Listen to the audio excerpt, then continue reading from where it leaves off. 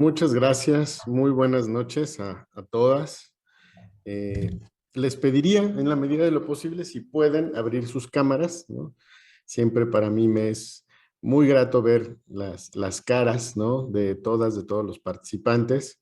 Ya veo algunas caras conocidas, ¿no?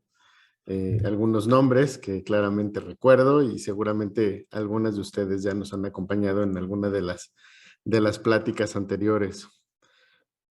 Me da pues mucho gusto eh, platicar nuevamente con ustedes, poder conversar, reflexionar juntas, juntos, sobre un tema que me parece que es muy importante.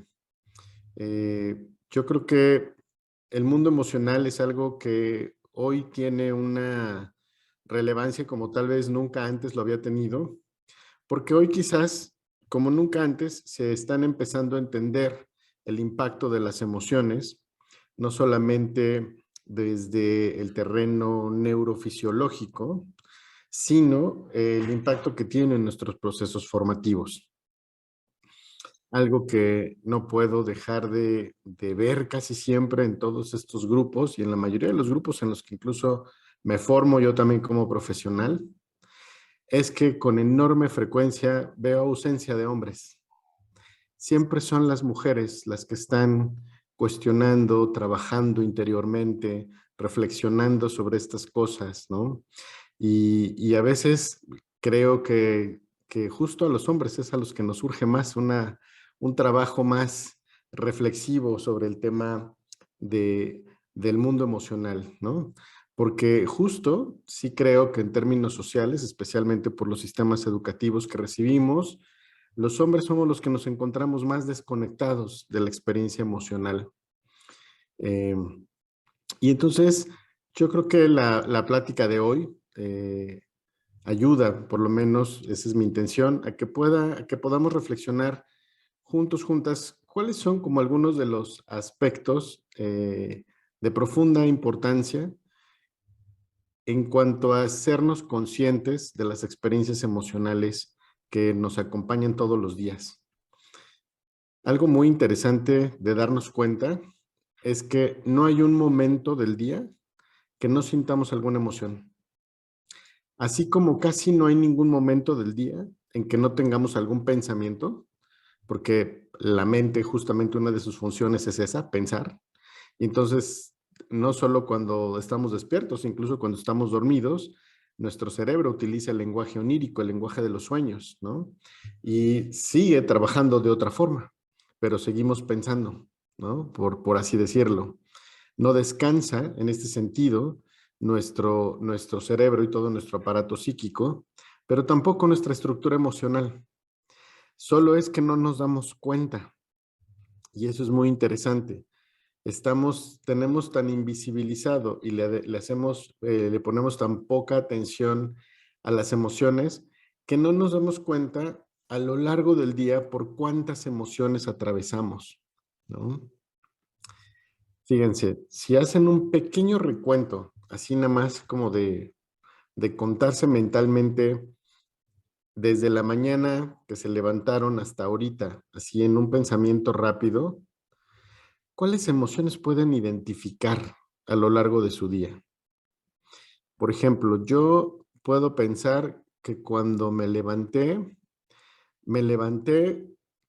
un poquito tarde y entonces lo primero que pensé es dije, ya se me va a hacer tarde. Y entonces la primera experiencia fue como sobresalto. Luego con mi primer paciente en la mañana me di cuenta que me sentí como muy triste, ¿no? Después de trabajar en el ejercicio terapéutico con mi paciente, me quedé como triste. Y luego, después de esa primera sesión, recibí una llamada de una de mis primas que quiero mucho y entonces me puse muy contento. Y luego tuve una sesión de trabajo, tengo trabajos terapéuticos con hombres, ¿no? Entonces tuve una sesión con uno de mis grupos y fue muy interesante y me quedé como muy contento también y asombrado de justamente de las cosas que salieron en el grupo y que pudimos trabajar todos en conjunto. Entonces, yo sí puedo decir, quizás, tal vez hoy no he sentido enojo, también lo siento muchas veces, pero quizás hoy es de las pocas emociones que no he sentido, pero hoy he atravesado por tristeza, por alegría, por sobresalto, por sorpresa, por extrañamiento. Por lo menos puedo recuperar 5 o 6 emociones muy claramente en diferentes momentos de mi día. ¿Quién quisiera compartir qué emociones les vinieron acompañadas con qué eventos en el día de hoy?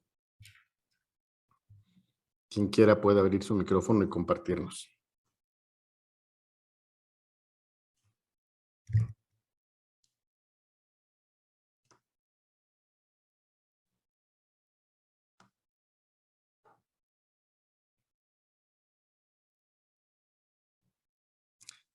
Sí, Chuyita.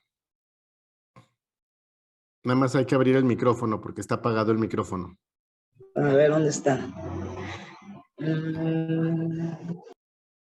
Ah, no, ya estaba.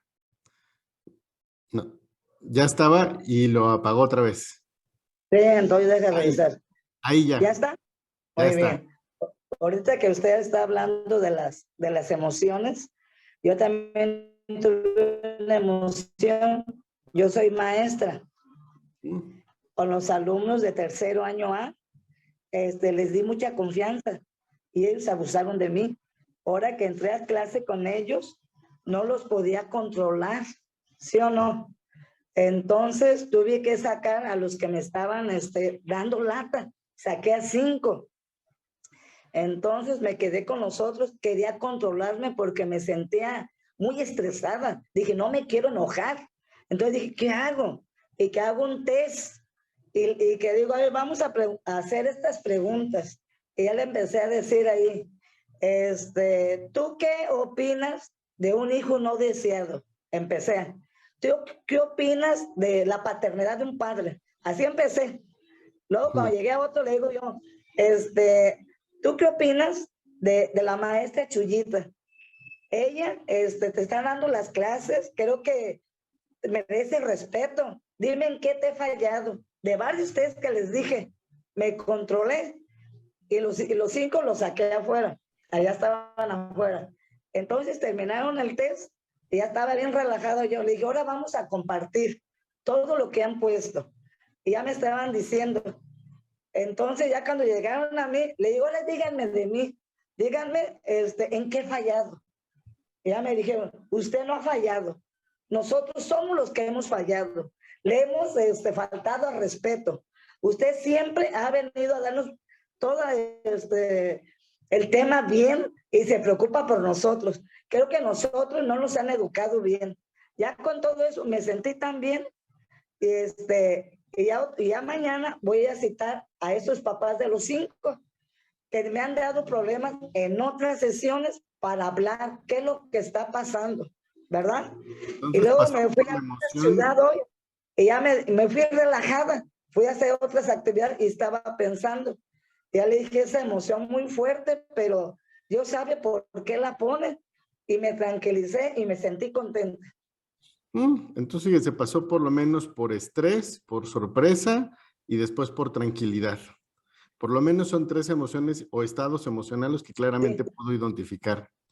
¿Quién más? ¿Quién más nos quiere compartir qué emociones puede identificar así de rápido a lo largo del día?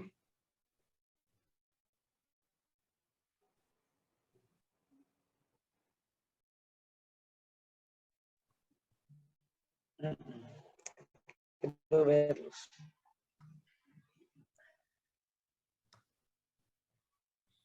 ¿Quién dice yo?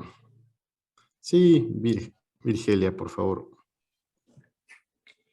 Bueno, me daba pena compartir, pero esta mañana estaba corriendo como siempre a mi trabajo y al salir, lo primero que abro la puerta de mi casa y veo todo blanco, blanco. Estaba nevando muy poquito. Entonces yo sentí una emoción tremenda, una alegría tremenda, porque siempre uno tiene el deseo de ver algo así y aquí ya no se nos había dado. Y me puse bien contenta y yo dije, ¿cómo va a estar mi carro ahora? So, me subí y no estaba mucho, como que no había pasado mucho tiempo, yo estaba maravillada, yo estaba como una niña mirando todo el paisaje. Y bien chistoso, fuera de aquí de los apartamentos a la calle aquí, grande, y me sentí así como que, ya no había nieve.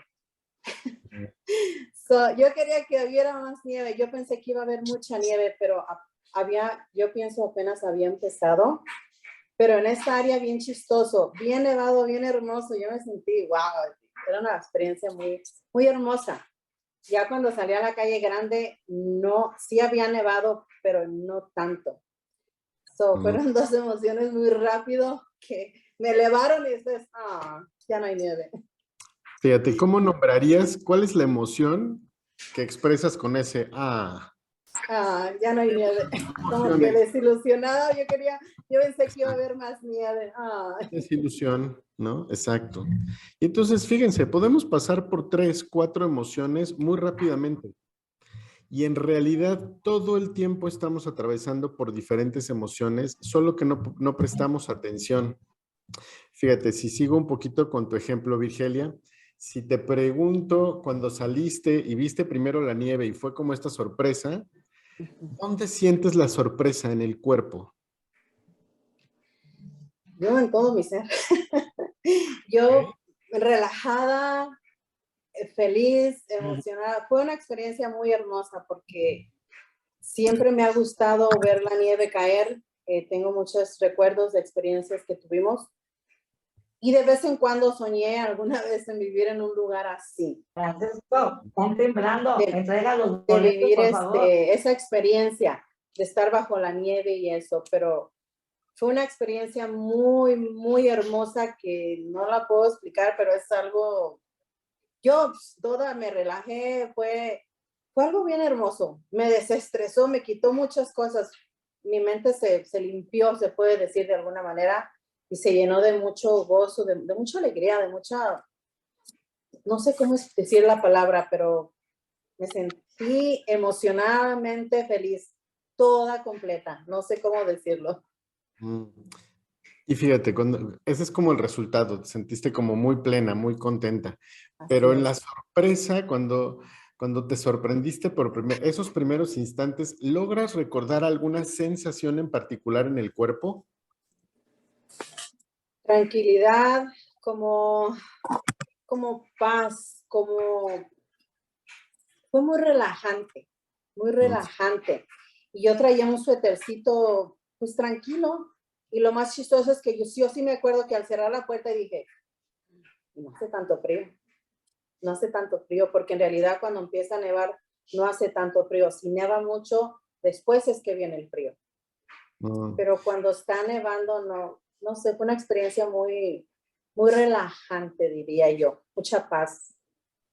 No sé si a ti te pasó, pero a veces nos sucede que cuando nos encontramos con alguna sorpresa, sin darnos cuenta, por un segundo o dos dejamos de respirar. Es como si hiciéramos, ¿no? Y hacemos esto. Es como una gran respiración, es diferente, es como acá arriba, como si de pronto algo se detuviera tantito y es como si abriéramos el pecho, ¿no? No sé si les ha pasado. Estas experiencias, cada emoción viene acompañada de un proceso que tiene un efecto en el cuerpo, solo que pocas veces somos conscientes de estas experiencias. Entonces, vamos a estar hablando un poquito el día de hoy de las emociones. Todos y todas tenemos la enorme capacidad de sentir un universo gigante de emociones. Y estas emociones también están condicionadas no solo por nuestro cuerpo, sino también por los elementos del entorno y por nuestros elementos culturales. Es decir, finalmente, como seres humanos, tenemos una capacidad increíble adaptativa y así como el lenguaje en cada lugar es diferente y representa diferentes cosas, porque el lenguaje, como decía uno de mis maestros, siempre es la expresión filosófica de un pueblo. Por ejemplo, nosotros en español tenemos para la palabra arena, pues arena, ¿no? Básicamente, o tierra, ¿no? Pero las personas que viven en el desierto, por ejemplo, los pueblos semíticos, como los árabes, los judíos, tienen por lo menos 9 palabras diferentes para definir formas distintas de conglomerados de arena. Y ellos los pueden distinguir muy fácilmente, porque claro, que la vida les depende de ello, ¿no? De saber distinguir si viene una tormenta de arena o si la arena es firme y se puede caminar y atravesar cierta distancia con los camellos o no. Entonces tienen perfectamente una capacidad de distinguir porque el entorno se los ha exigido y han desarrollado en su propia lengua algo que les permita nombrar su experiencia. De la misma manera, las personas que viven en lugares sumamente fríos, a lo largo del año hay muchísimo hielo, ¿no? Pienso, por ejemplo, en el norte de Canadá, en los países, en la parte norte, en el círculo polar ártico. Las lenguas inuits, por ejemplo, tienen 11 formas distintas de nombrar a la nieve. Y de la misma manera que el entorno tiene un impacto en el lenguaje, porque los seres humanos nos vamos adaptando y vamos encontrando formas de nombrar eso donde vivimos, nuestras emociones también se van adaptando a los elementos culturales y ambientales y aprendemos de manera adaptativa a responder ante esos círculos y ante esos mandatos culturales. Por ejemplo, seguramente muchas de ustedes tienen ubicado la frase que a los niños con mucha frecuencia, yo espero que ya cada vez menos, pero yo vengo de una generación donde a los niños no se nos permitía llorar. Si un niño hombre lloraba, el abuelo o el papá con mucha frecuencia decía, no llores, no llores, eres hombre, aguántate, cállate, ¿no? Ponte fuerte. Y ese proceso, ese mandato adaptativo, lo que provoca, entre otras cosas, es que muchas generaciones de hombres aprendimos el proceso adaptativo de no demostrar la tristeza. Y entonces, por procesos y mandatos culturales, dejamos de expresar no solo la tristeza, un montón de otras cosas que no sentimos, que sentimos porque nos enseñaron culturalmente que eso era ser débiles, que eso no era ser fuertes. De la misma manera, a las mujeres con mucha frecuencia, tal vez a alguna de ustedes les tocó que de chiquitas les dijeran, no grites, no hagas berrinche, o no te enojes, pareces bruja. Las niñas bonitas no gritan, no hacen berrinche. Las princesitas no se enojan. Y entonces, con mucha frecuencia, las mujeres tienen serios problemas para expresar el enojo. Y entonces se lo reprimen y decía, hay un colega que sigo mucho, me gusta mucho, se llama Cristian Ortiz, y él decía que en los mandatos culturales en los que vivimos, el machismo nos enseñó dos cosas a hombres y mujeres. A las mujeres les arrancó el poder y a los hombres nos quitó el corazón. Y a mí me parece que es muy cierto, porque de lo que habla un poco es qué emociones esta cultura nos permite o no nos permite a hombres y a mujeres expresarnos. Y entonces nuestra expresión emocional también va dependiendo y se va condicionando de las formas en las que el entorno, nuestra familia, nuestra sociedad nos permiten. Yo recuerdo una de las experiencias que tengo muy, muy presente en la adolescencia. Tenía yo como 11, 12 años y un día fui a comer a casa de uno de mis mejores amigos. Me invitaron a comer un sábado, era cumpleaños del hermano de mi amigo. Y entonces hubo comida y todo. Y ese día falleció la abuela, la mamá de su papá. Y entonces recuerdo al papá, ya era casi el final de la reunión, quedábamos muy poquitos, y recuerdo al papá sentado y estaba llorando desconsoladamente y la mamá lo estaba abrazando. Y para mí fue muy impactante porque yo a mis 11 años nunca había visto ni a mi padre, ni a mi abuelo, ni a ningún hombre de mi familia llorar. Y entonces a mí me impactó muchísimo por ver a un hombre que podía ponerse a llorar, y no solo eso, sino que nadie le dijo no llores, nadie le dijo compórtate como hombre, nadie le dijo sé fuerte ni aguántate. Todo lo contrario, lo que vi fue a su esposa abrazándolo profundamente de una manera muy compasiva y amorosa, y a sus hijos acercándose y llorando también. Y yo recuerdo que esa escena a mí me impactó muchísimo, porque cuando yo regresé a mi casa, yo me di cuenta que era algo que en mi casa no se practicaba, que en mi casa no se podía llorar. por lo menos no de ciertas cosas. Y esa escena me quedó por muchísimos años ya en mi etapa adulta, cuando me formé como terapeuta, me di cuenta el impacto a lo largo de mi vida que tuvo el aprender a no llorar. Porque hubo muchos momentos en mi historia personal que me hubiera encantado llorar y no pude.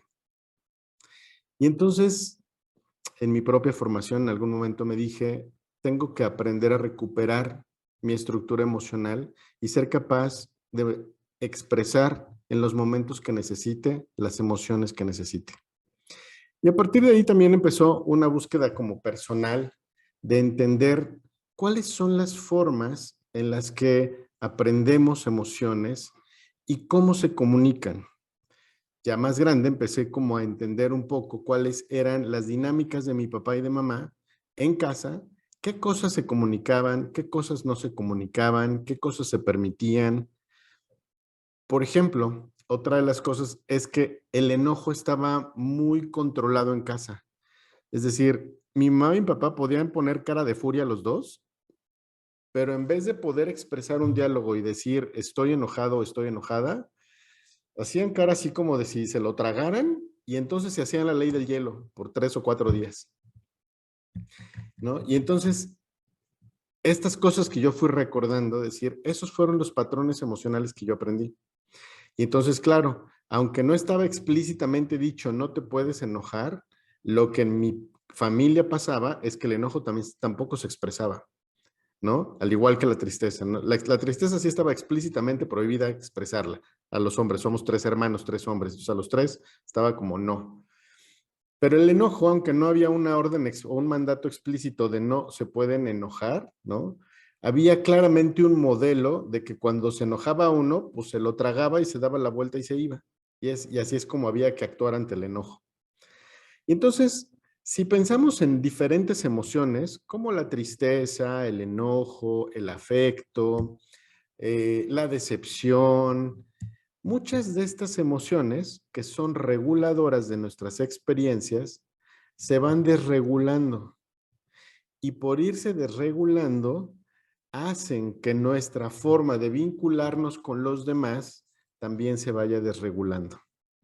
Y entonces tiene un impacto muy importante en nuestras relaciones personales.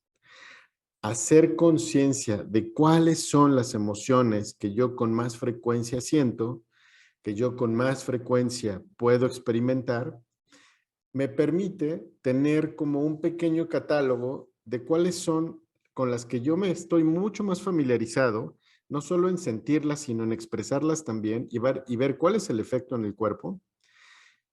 Y también, por lo menos, darme una idea de cuáles son aquellas con las que no estoy nada familiarizado. Me di cuenta también, no solo con la tristeza, sino también con el enojo, que guardarme el enojo por mucho tiempo me hizo tener un problema de desregulación con la ira. Y el enojo tiene una función muy importante. En algún momento, en alguna de las pláticas que di, si mal no recuerdo, platicamos un poquito de las funciones de las emociones. Si lo ponemos rápidamente, así como a vuelo de pájaros, y pensamos en que, por ejemplo, la sensación de hambre, cuando tenemos hambre, viene una sensación que es como un vacío en el estómago, combinado con un poco de ansiedad, nuestro cuerpo empieza a segregar una serie de enzimas, hormonas, etcétera, que dan la señal que traduce nuestro cerebro de hambre. Y entonces eso hace que vayamos a buscar alimento para comer. Es una función de supervivencia. Si no sintiéramos hambre, literal nos moriríamos. Tenemos que sentir hambre porque de eso depende nuestra supervivencia. Lo mismo con la sed. La sensación de sed es lo que nos asegura mantenernos hidratados. Y esta experiencia de la boca reseca, la lengua reseca, la piel reseca, estas sensaciones son las alertas del cuerpo para decir, hey, toma agua, nos estamos deshidratando. Y entonces recuperamos estabilidad cuando tomamos agua. De la misma manera, las emociones cumplen una función importante. Y poder entender cuál es la función de las emociones nos permite tener una mejor brújula para con nosotros mismos. Fíjense, si les pregunto, ¿cuál creen que sea la función de la alegría? O sea, si la emoción, si la alegría como una emoción cumple una función, ¿cuál será la función de la alegría? ¿Para qué nos sirve sentir alegría?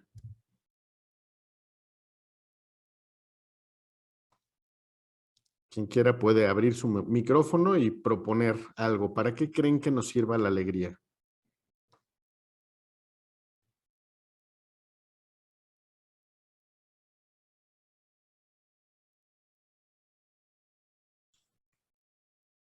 Bueno, la alegría nos puede dar de la paz, nos hace sentirnos tranquilos, como que nos libera corporalmente, de estrés. Por ejemplo, puede ayudarnos a reducir el estrés, efectivamente. Pero fíjese, Elizabeth, cuando usted está muy, muy alegre, muy contenta, ¿de qué le dan ganas? De hacer muchas actividades. Fíjese, entonces de entrada, la alegría es una emoción que nos da energía, nos lleva para arriba, ¿no? ¿Qué otra cosa le dan ganas? Le dan ganas de hacer actividades, pero a lo mejor cuando está estresada también le dan ganas de hacer actividades. ¿Qué diferencia hay? Cuando está muy, muy alegre, ¿qué otra cosa le dan ganas? Hacer cosas positivas. Hacer cosas positivas, ¿como qué?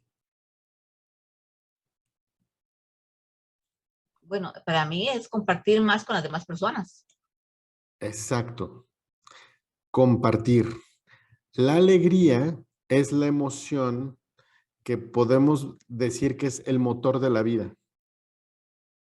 La alegría nos mantiene conectados con otros, nos mantiene en funcionamiento, ¿no? Esto que dijo muy bien Elizabeth, de me da muchas ganas de hacer muchas cosas. La alegría es la emoción que nos funciona como pila, básicamente. Cuando no sentimos alegría, nuestro nivel de energía está un poco más bajo. Vean claramente, seguramente todas ustedes en algún momento han tenido niños o niñas chiquitos cerca, ¿no? Y cuando los niños están muy contentos, están eufóricos, ¿no? Y entonces andan con una energía y brincan y cantan y van y juegan y corren. Esa es la función de la alegría, mantener la vida arriba, nos conecta con la vida. Muchas veces creemos que lo opuesto a la alegría es la tristeza, pero no. La tristeza es una emoción también muy importante que se siente profundamente igual que la alegría. Lo opuesto a la alegría es la depresión. Si la alegría es la pila que nos mantiene arriba, la depresión es como si nos apagaran el switch. En la depresión no se siente nada. Las personas que pasan o transitan por experiencias depresivas, que no es lo mismo que tristeza, ya veremos ahorita una diferencia, es muy distinto. En la depresión deja de experimentarse la vida, deja uno de reaccionar ante la vida, se pierde el interés por los demás y por todas las cosas. Eso es la depresión, como si nos apagaran el switch. Por eso la alegría cumple una función importantísima, mantenernos conectados, conectadas con la vida. Esa es la función, así de importante es sentir alegría. Necesitamos todos los días darnos nuestras dosis de alegría. A veces, para algunas puede ser poner un disco que les guste mucho, cantar una canción, bailar un poco, platicar con los hijos e hijas, acompañar con alguna amiga o algún amigo, alguna actividad que nos haga sentir y experimentar esta alegría porque es nuestra dosis de salud emocional. La alegría es extraordinariamente sanadora y equilibradora. En el mismo sentido, si pensamos en el miedo como una emoción importante, ¿qué función cumplirá el miedo? Es decir, si la alegría cumple la función de mantenernos conectadas con la vida, ¿cuál será la función del miedo? ¿Cuál creen que cumpla? ¿Qué función cree que cumple el miedo? Todo lo negativo. Tenernos alerta. Tenernos alerta. Exactamente. Sin el miedo, no existiríamos como especie. Nos hubiéramos muerto hace muchos millones de años. El miedo hace que salvemos el pellejo literalmente. Cuando se acerca un animal que podemos, por ejemplo, del que tememos o no sabemos, una araña, un perro, una víbora, lo que sea, cuando alguien de pronto nos asusta, porque nos sale de pronto de frente a lo mejor en la calle, en la noche, cuando estamos cerca de un accidente, estas circunstancias que inmediatamente prenden nuestra alerta, lo que hace es que activan muchos elementos de nuestro sistema neurológico para salvarnos la vida. El miedo es la función que nos permite regular nuestra existencia. Así de importante es el miedo. Si no sintiéramos miedo, estaríamos muertos. Hay ciertos trastornos psicológicos que hacen, por ejemplo, los sociópatas, las personas que pueden ser asesinos múltiples, por ejemplo, no sienten miedo y tampoco sienten empatía. Está dañada esa parte a nivel cerebral que se encarga de la regulación del miedo. Y un problema profundamente serio que tenemos los hombres en Occidente es que desregulamos el miedo. Con esta tontería que tenemos que demostrar los hombres que somos, no es de gratis que los hombres nos muramos más pronto. En Estados Unidos es igual que en México. La segunda causa de muerte entre jóvenes varones de 16 a 22 años es por accidentes vinculados a alcohol y armas de fuego. Los hombres desregulamos el miedo porque desde muy chiquitos nos dicen, no tengas miedo, no, aviéntate. Y entonces ahí están los otros empujándonos también, aviéntate. Y entonces los hombres aprendemos a ponernos en situaciones de riesgo muchísimo más que las mujeres. Por tanto, también construimos una pésima relación con nuestro cuerpo. De manera frecuente, seguramente con los hombres que tienen cerca de ustedes, lo saben, los hombres no vamos al médico hasta que nos estemos muriendo prácticamente. O sea, no, así tengo que estarme sintiendo fatal para decir ya necesito ir al doctor, ¿no? Pero los hombres no tenemos una cultura de la prevención, no cuidamos nuestro cuerpo. Y la razón fundamental es porque social y culturalmente aprendimos a desregular el miedo. Por eso pasamos por alto señales de alerta que son importantes y que terminan matando a nuestros jóvenes. Y eso es una de las cosas súper importantes. Yo a veces oigo con mucho escepticismo y a veces enojo, francamente, cuando llego a escuchar cursos de coaching y estas cosas que dicen, no tienes que tener miedo y tú tienes que conquistar la vida y tienes que ser el capitán de tu vida y entonces ponen al miedo como si fuera el gran enemigo a vencer.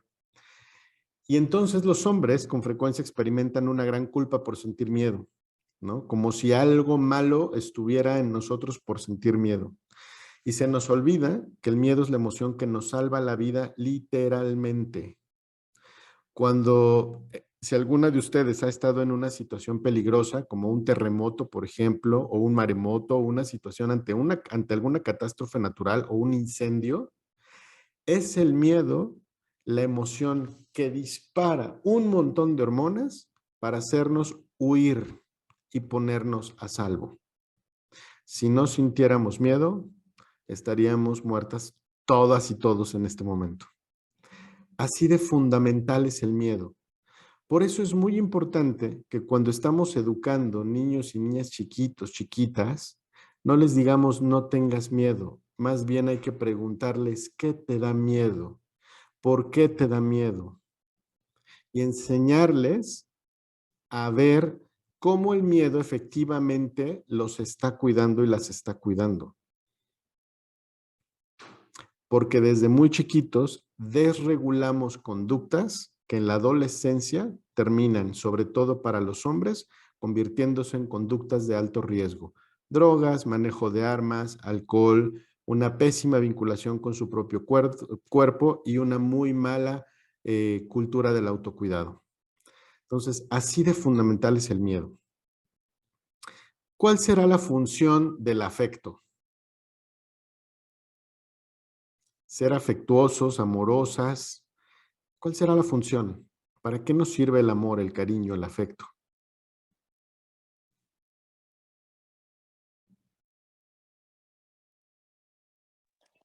Para dar seguridad a los demás o los que están a nuestro alrededor. Uf, muchísimo. Entre otras cosas, definitivamente esto es extraordinario lo que acabas de decir. Dar seguridad. ¿Qué otra cosa creen que haga el amor? Generar vínculos, relaciones. Si logramos sobrevivir como especie, es justamente gracias a que creamos vínculos. Los seres humanos somos seres de clan, somos seres gregarios, por eso formamos parejas y familias y sociedades y naciones. Somos seres de clan identitarios. El amor y todas sus formas, sus expresiones de cariño, afecto, compañía, solidaridad, etcétera, lo que hace es cuidarnos, lo que hace es vincularnos, lo que hace es darnos un sentido de pertenencia, sentido de seguridad, como decían ahorita. Así de fundamental es el amor. Si la alegría es la emoción que nos mantiene conectados con la vida, con la pila alta, el amor es la emoción que nos permite regular esa energía para vincularnos con los demás. Y es fundamental, una de las razones profundamente poderosas por las cuales las personas entran en depresión es porque pierden vínculos significativos. A ver, no es de gratis que el 86% de todos los antidepresivos que se consumen en el mundo se consuman en el hemisferio norte, especialmente Europa, Estados Unidos y Canadá. El 86% de todos los antidepresivos del mundo se consumen ahí. Y si lo pensamos, son culturas que nos han educado e invitado a la cultura individualista de yo lo puedo todo, no necesito de nadie, no tengo que darle lata a nadie. Yo me puedo valer por mí mismo, por mí misma. Y ahí tenemos cada vez más personas de la tercera edad, ancianos, ancianas, solos, solas, abandonados, con pocos vínculos, con pocas redes de apoyo. La depresión es, entre otras cosas, una causa, un resultante de la pérdida de vínculos significativos. Por eso es muy importante crear vínculos alternos. Por alguna razón nuestros vínculos familiares no están a la mano, porque a lo mejor tengo a los hijos lejos, al hermano, a la hermana. Necesitamos, como en esta pequeña comunidad, crear estos vínculos. Saber que tenemos a otras personas a la mano y que podemos contar con ellas. Ir a echar café, platicar, salir a caminar, acompañarse, ver de qué otra manera ayudamos y también pedir ayuda cuando la necesitemos. Es fundamental para nuestra salud emocional estar en clan, en vinculación, en compañía. Eso nos hace bien, nos mantiene sanos y sanas. El individualismo a ultranza nos enferma. El amor permite que nos vinculemos, que nos protejamos, que nos cuidemos, que mantengamos las autoestimas lo suficientemente sanas. ¿Para qué nos servirá la tristeza? ¿Cuál creen que sea la función de la tristeza?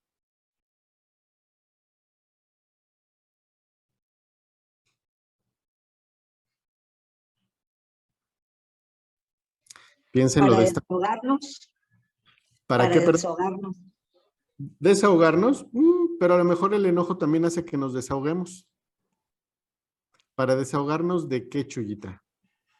Pues yo creo de todos los problemas que tengamos.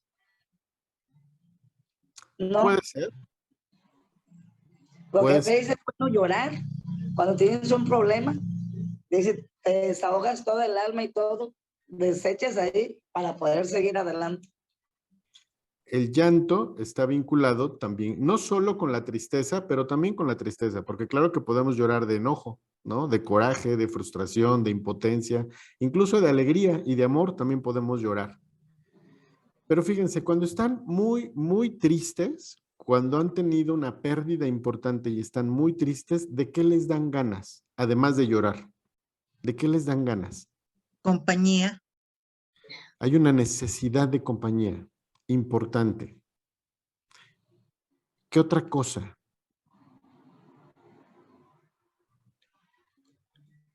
Empatía. Hay necesidad de empatía. Pero fíjense, la tristeza se siente la carencia. Es decir, no es que queramos generar compañía hacia otros, ni sentimos empatía por otros. Lo que estamos es necesitando la compañía de otros, la empatía de otros. La tristeza, a diferencia del enojo, ahorita lo vamos a ver, la tristeza es una emoción que nos lleva hacia adentro. Seguramente les ha pasado en algún momento cuando han estado muy tristes que lo único que quieren es meterse debajo de las cobijas y no querer saber de nadie. No salir a la calle. Probablemente el hambre se les va o el sueño se les va cuando hay mucha tristeza. La tristeza es una emoción que nos lleva hacia adentro, nos retira del mundo y por eso en la tristeza no tenemos ganas de vincularnos con nadie. Aunque lo anhelamos, efectivamente, como dice Nelly, ¿no? Hay un deseo, en el fondo hay una necesidad de ser protegida, de ser cuidada, de ser apapachada, pero no nos da la energía para salir y pedirlo, no nos da la energía para salir y vincularnos. Por eso cuando alguien está en profunda tristeza, la comunidad es muy importante y los de alrededor tienen que cumplir esa función de acercarse, de apapachar, de cuidar, de proveer, de proteger. Porque el que está pasando por una profunda tristeza no está con mucha frecuencia, no está pudiendo pedir esa ayuda, ese apapacho. ¿Para qué nos sirve la tristeza? La tristeza nos sirve sobre todo en las experiencias de pérdida, en las experiencias de duelo, nos sirve para drenar el dolor y para transformar la experiencia. Cuando afuera en el mundo perdemos a alguien muy significativo, ¿no? Una persona profundamente cercana, la tristeza nos retira un poco del mundo, nos lleva hacia adentro, porque necesitamos hacer reingeniería emocional interna para ir ajustándonos por adentro hasta que aceptemos y podamos ir lidiando con la realidad de que esa experiencia allá afuera ya cambió y que no va a volver a ser igual. Que esa persona que se fue, que esa circunstancia que cambió, ya no será la misma. Y entonces yo necesito hacer ciertos ajustes internos profundos antes de volver a salir al mundo asumiendo que esa pérdida o ese cambio son sustanciales. Para eso nos sirve la tristeza. Y por eso el periodo de tristeza, el periodo de duelo, es fundamental en las experiencias de pérdida. Los hombres tenemos una enorme dificultad con aprender a manejar el duelo. Porque como todas las demás emociones, siempre los terapeutas tenemos una frase y decimos que lo que no se expresa con la boca va a salir por otro lado. Y las emociones que reprimimos al rato buscan otra forma de poder salir. Y entonces empezamos con ansiedad, empezamos con desregulación de sueño, empezamos con desregulación de hambre, empezamos con altos sentimientos de irritabilidad, con alta intolerancia y un montón de otras cosas, todo porque no podemos expresar la tristeza. Eso lo veo sobre todo más en hombres, también en algunas mujeres, pero sobre todo más en hombres. Porque como los hombres tenemos este mandato de tú no te puedes romper, tú no te puedes quebrar, tú tienes que aguantar, entonces desregulamos. Y la tristeza, como requiere un tiempo profundo de introspección y de resguardo, va a terminar desregulando alguna otra actividad, especialmente relacional en nuestra vida. Y en particular los hombres, cuando pasamos tristeza, tenemos un pésimo genio, porque tenemos una muy mala regulación emocional. Y lo peor es que lo solapamos socialmente y decimos, no, bueno, entiéndelo, pobrecito, es que acaba de perder a su mujer, ¿no? Y lo que creo es que no, nadie tiene que aguantar nuestro genio. Lo que tenemos que aprender los hombres es educarnos y a regular nuestras emociones, hacernos responsables de cómo lidiar con aquellas emociones, en particular con la tristeza. Entonces, la tristeza nos permite regular y trabajar con dolor en los procesos de duelo. Esa es la función fundamental. Es la emoción reguladora en todo proceso de cambio importante. Por eso cuando los niños cambian de escuela, por ejemplo, o cuando los niños se van a otro país, o cuando un niño o una niña pierde a su papá, a su mamá o a la mascota, hay que enseñarle al niño o a la niña que hay un proceso de duelo y que se puede estar triste. Y hay que preguntarle a quién extrañas. Con frecuencia tenemos este pésimo mito de creer que cuando hay una pérdida no se hable de ello, que nadie diga nada, porque si no se ponen peor. Todo lo contrario. Lo peor que podemos hacer ante un proceso de pérdida es guardar silencio, más con los niños y niñas. Es profundamente sanador hablar con los niños y con las niñas para que se puedan expresar cuando han tenido una pérdida. Así sea su perro o una persona mucho más significativa como la mamá, el papá, el cambio de escuela. A veces los adultos no alcanzamos a entender los impactos que puede tener la tristeza en un niño o en una niña. Y si no les permitimos expresar y no les preguntamos, eso termina desregulando su conducta. Con mucha frecuencia, a veces cuando me toca ver adolescentes, ¿no? Y cuando tengo la primera entrevista con los papás y los papás me dicen, pues es que no sé qué pasa, ya bajó calificaciones, iba muy bien en la escuela en algún momento y de pronto se fue para abajo y ya no le interesa ni salir con sus amigos, tarará, ¿no? Entonces ya estoy desesperado, yo por más que le digo. Y entonces cuando yo empiezo a explorar con la adolescente o el adolescente, lo que con mucha frecuencia encuentro es un duelo no trabajado. Y entonces lo que veo es que la tristeza está desregulando todas sus demás actividades y nadie está atendiendo la tristeza de ese joven o de esa jovencita. Entonces, la tristeza es súper importante porque nos equilibra y regula un montón de cosas. Y finalmente, ¿para qué creen que nos sirve el enojo? ¿Cuál será la función del enojo? Cuando nos sentimos muy enojados, ¿de qué nos dan ganas?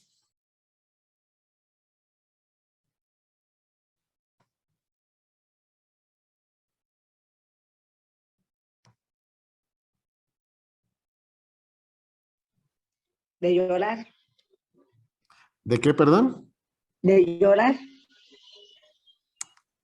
Fíjense, llorar por el enojo puede ser una forma desregulada, sobre todo en las mujeres, de la experiencia emocional. Ahorita vamos a ver por qué. Fíjense, piensen. De pelear sería también, o sea. Exacto. De pelear. De gritar. De golpear. De golpearse. Eso es lo que a mí me daba yo traté de ir mejorando porque era muy enojona desde niña y siempre era a darle golpes a alguien, o sea, ahí. Y entonces yo decía, eso es malo y tengo que irlo, pues a través del tiempo lo he ido regulando. Porque también enojarse mucho, yo no sé si es la adrenalina que se le sube a uno o qué, pero también corporalmente le afecta a uno más tal vez enojarse que la otra con la otra persona. Y fíjese, Elizabeth, cuando estaba muy enojada y le daban ganas de pegarle a alguien, ¿para qué le pegaba? ¿Qué era lo que necesitaba hacer con ese golpe? Liberarme, sería. ¿Cómo? Liberar el enojo. Sí, pero la razón por la que hubo un enojo casi siempre tiene que ver con un límite. El enojo es la emoción que nos sirve para poner límites. Cuando yo le pego a alguien es porque seguramente ese alguien vino y se metió conmigo, con mis cosas, con mis hijos, con mi pareja, con mis ideas, con lo que sea. Cuando yo me siento rebasado con un límite, lo que brinca en automático es el enojo. Porque todos y todas tenemos fronteras físicas e imaginarias. Por ejemplo, la primer frontera que todos tenemos es el cuerpo. Cuando alguien pasa y nos empuja, a lo mejor cuando eran chiquitas en la escuela, en algún momento alguien las aventó mucho y sintieron como mucho enojo. Peor aún, en los procesos de violencia, cuando se violenta a un niño o a una niña, lo que estamos rompiendo es su posibilidad de poner límites. Por eso la violencia los golpes no tienen ninguna justificación en ningún contexto para un niño o para una niña. Eso solo habla de la incapacidad del adulto de saber poner límites y de enseñar a poner límites. Los límites son fundamentales, muy importantes. Todos y todas necesitamos límites en la vida. Por eso a los niños y niñas les enseñamos con límites. Les decimos, no pongas la mano aquí porque te puedes quemar. Cuando vas a atravesar la calle tienes que voltear para los dos lados. No cruces la calle si no tienes la mano de un adulto. Cuidado, o sea, a los niños les vamos enseñando que hay límites y fronteras. Pero llega un momento en que los adultos nos desregulamos y no aprendemos y no continuamos poniendo y construyendo límites sanos.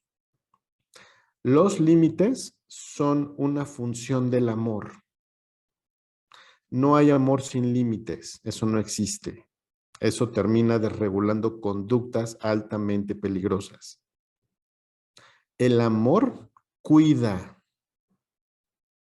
Y como el amor cuida, eso significa que el amor respeta los límites y fronteras de la otra persona. Eso es lo que hacemos cuando amamos en verdad. Por eso, amor y violencia no son compatibles. Cuando hay violencia, no hay amor. Hay otras cosas, codependencia, sujeción, sometimiento, coerción, otras cosas, pero no amor. Y eso es importante entenderlo. El enojo es la emoción que nos lleva a poner límites. Cuando yo me siento enojada, cuando me siento enojado, lo que tengo que preguntarme es, ¿qué límite se acaba de rebasar y dónde tengo que poner un límite? Esa es la pregunta que tenemos que hacernos. Y claro, como sobre todo las mujeres de chiquitas no les enseñaron a poner límites, porque las mujeres les enseñan a ser cuidadoras de los demás, tienen que estar en disponibilidad para los demás, sobre todo para los hombres. Y con mucha frecuencia las mujeres tienen mucho más problemas para aprender a poner límites porque desde muy chiquitas les enseñaron a que tenían que estar al servicio de otros. Y entonces con frecuencia invisibilizan sus necesidades e invisibilizan sus fronteras. Y lo que necesitamos es recuperarlas. El enojo nos sirve para eso. El enojo cumple una función, el enojo es una emoción tan importante como la alegría, como el amor, como la tristeza, como el afecto. Porque si no ponemos límites, generamos relaciones de abuso, donde podemos ser víctimas o podemos victimar a otros. Y con los niños y las niñas es profundamente importante enseñarles los límites. Muy importante. Los límites tienen que ver con cariño, con cuidado, con amor, con respeto. Pero de adultos algo de pronto nos pasa y se nos desregula eso. Y en particular las mujeres aprenden a que no tienen que poner límites cuando se trata de estar para otros. Y ahí se desregula a nivel personal porque empiezan a disminuir y a invisibilizar las fronteras que son necesarias y que las cuidan. Entonces, lo que necesitamos aprender no es a no sentir enojo, sino más bien a expresar el enojo. Una de las cosas importantes, por ejemplo, con los niños y las niñas, no es nunca decirles no te enojes, sino es decirles entiendo que estás enojada por esto o por esto. Cuando te sientas un poquito más calmada o calmado, platicamos.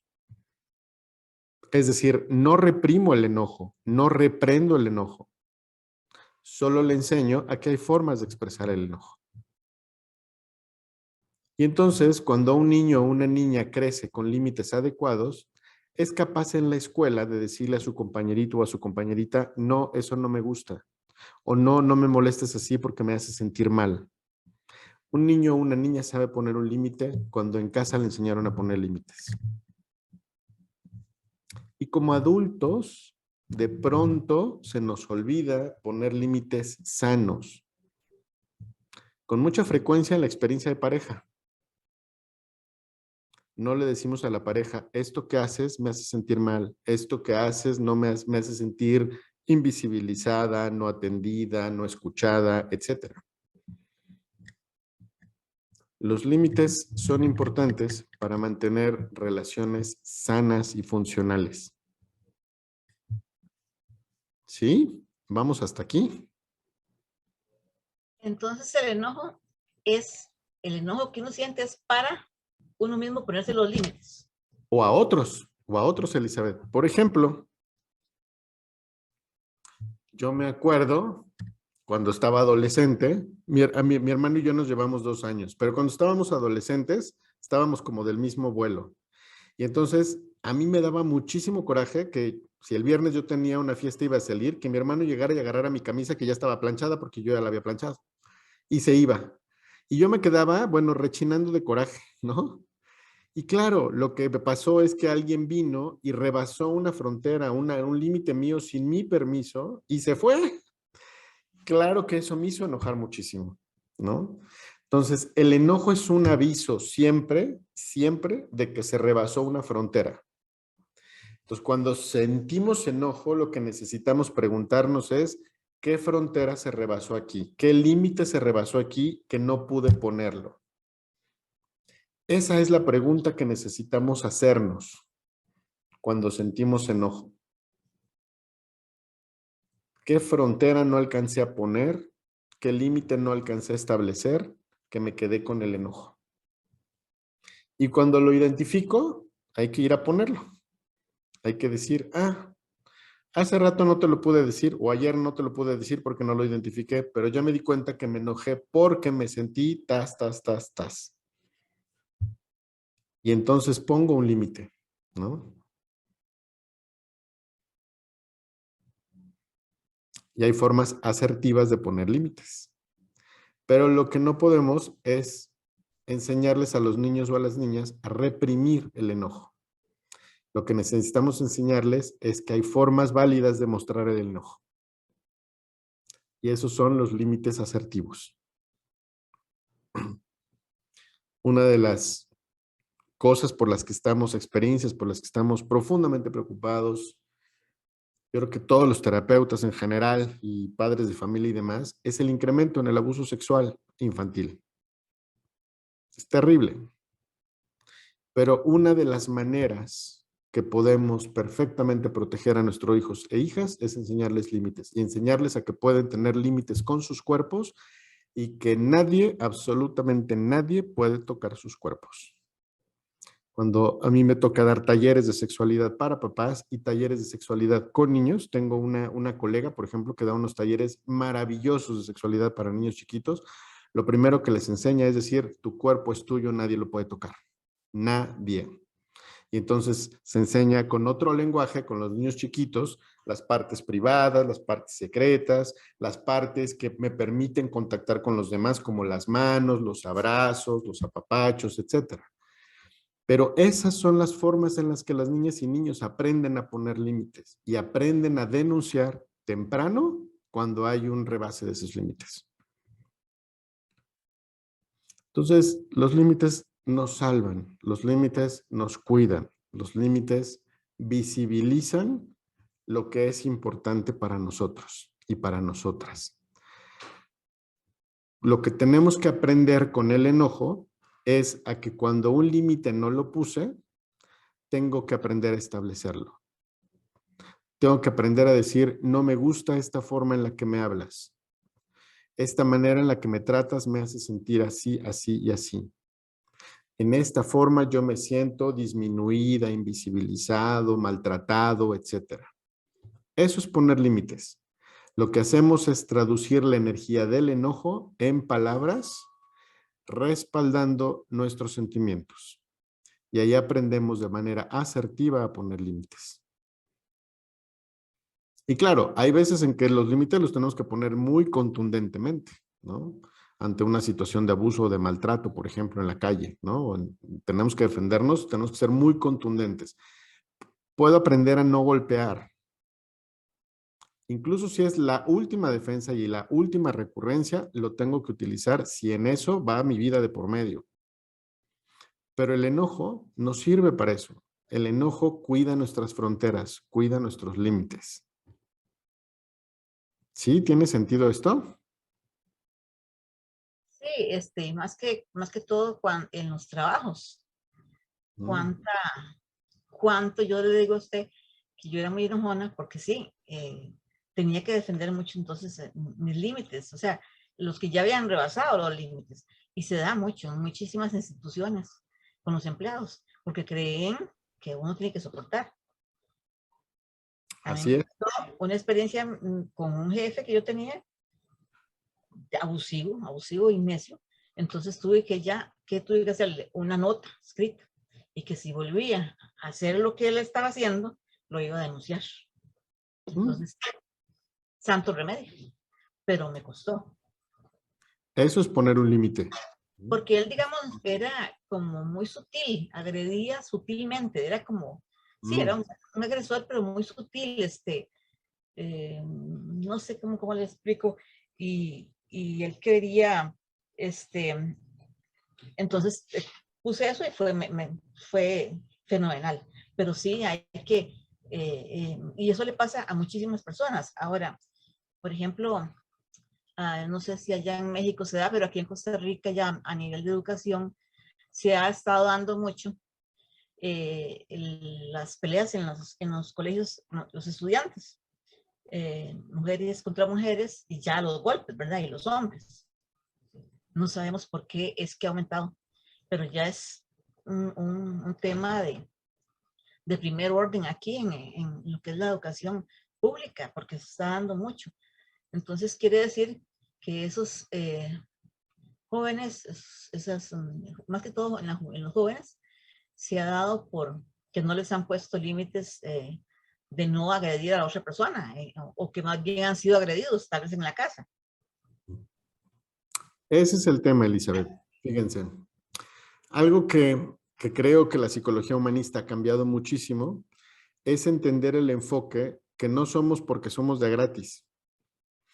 Es decir, yo le podría asegurar que cuando dice que de chiquita era muy enojona, seguramente fue una modelación del carácter para poner límites a otros. Yo no sé si había hermanos mayores o hermanas mayores que de alguna manera abusaban o maltrataban y entonces lo que aprendió fue a modular el carácter para encontrar una forma de poner límites. Sí, exacto, hermanos mayores y entonces para ir poniendo límites, por eso me hice enojona y vi que me dio resultado. Me dio mucho resultado en todos los ámbitos, en la escuela, en el colegio y en los trabajos, solo que ya cuando me fui siendo más adulta, yo dije, no, bueno, de ser ya irse unos puños será más que todo en la escuela, ¿verdad? Ya que, pero sí me ayudó porque la gente es a veces muy abusiva y se extralimita, ¿verdad?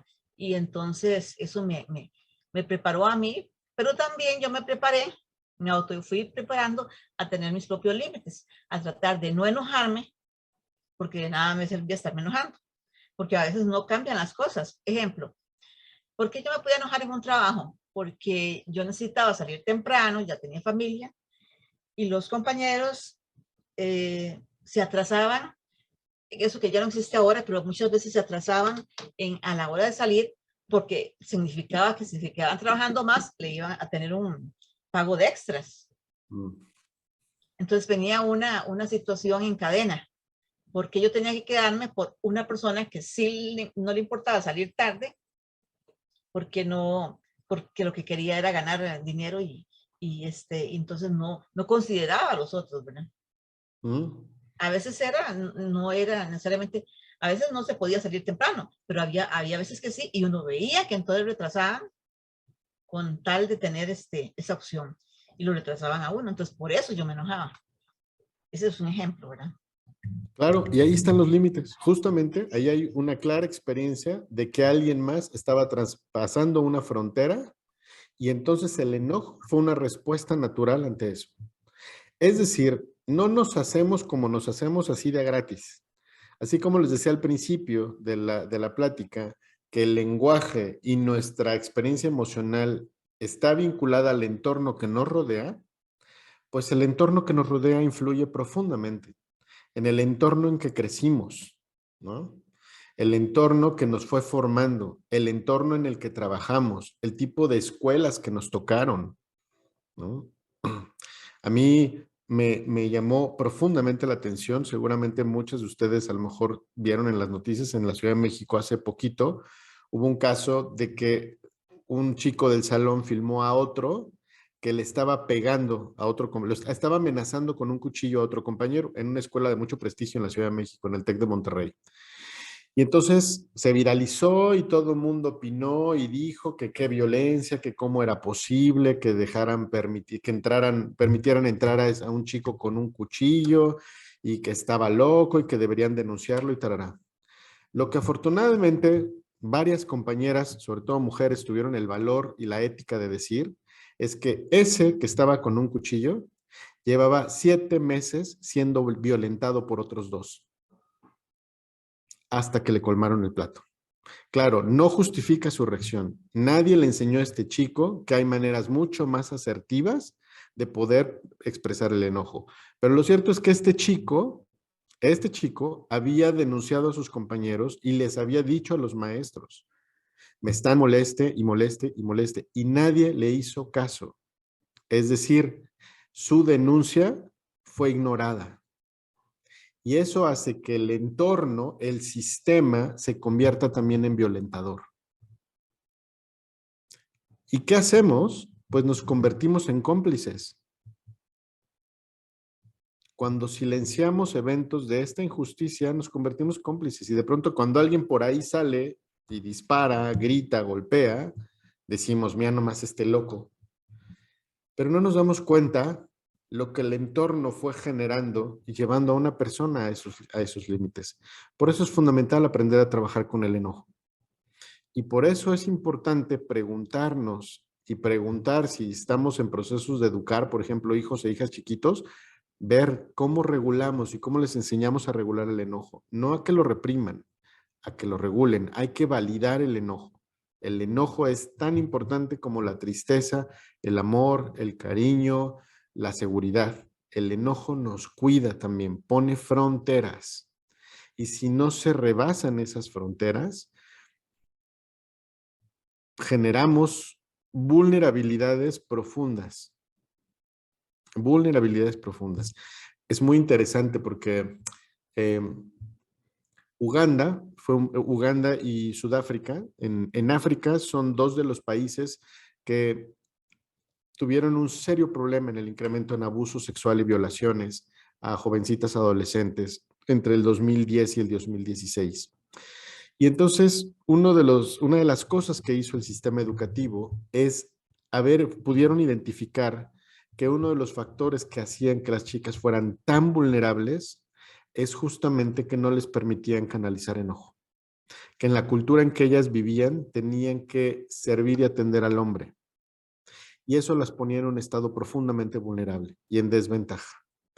Y entonces hubo una maestra muy inteligente e interesante que pidió tener un grupo piloto para enseñarles a las chicas artes marciales. Y entonces empezaron a aprender karate y box, las chicas. Y ese grupo de chicas se dieron cuenta que podían poner límites, que podían tener una voz fuerte y contundente y que incluso podían acertar un buen golpe si alguien se rebasaba el límite y tocaba sus cuerpos. Y fue tan exitoso el programa, porque en esa escuela en particular disminuyó de una manera sustancial el acoso y el abuso sexual, que empezó a multiplicarse la enseñanza de artes marciales para chicas en un montón de escuelas en Sudáfrica y en Uganda. 7 años después, el resultado fue extraordinario. Lo que les enseñaron a las chicas fue a dejar de ser vulnerables. Fue a aprender a poner límites, aprender a respetar los límites para ellas, pero además poner estas claras fronteras para con los otros. Y ese es un tema a veces. Cuando no permitimos el enojo o cuando reprimimos con frecuencia el enojo, lo que hacemos es que vulneramos a la persona. Entonces, así de importante es el enojo. Hay que aprender a atenderlo. ¿Cómo vamos hasta aquí? ¿Dudas, comentarios, reflexiones antes de que pasemos a un ejercicio? Cuéntenme cómo van escuchando o ya las aburrí profundamente.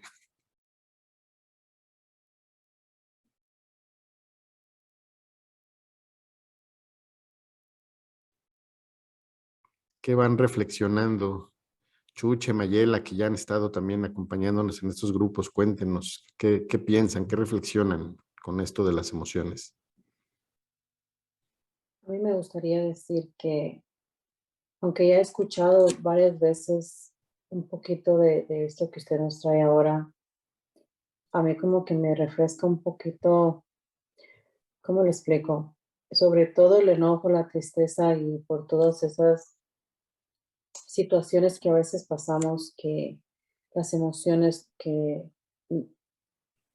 es importante trabajarlas. Y me lo han dicho muchas veces, sin embargo, ahorita me ha abierto mucho, sobre todo no reprimir el enojo, que no es malo. O sea, que tengo que saber expresarlo, porque si no lo sé expresar, voy a seguir siendo vulnerable, van a seguir abusando de mí de muchas maneras, ya sea en el trabajo, en muchos lugares. Ujú.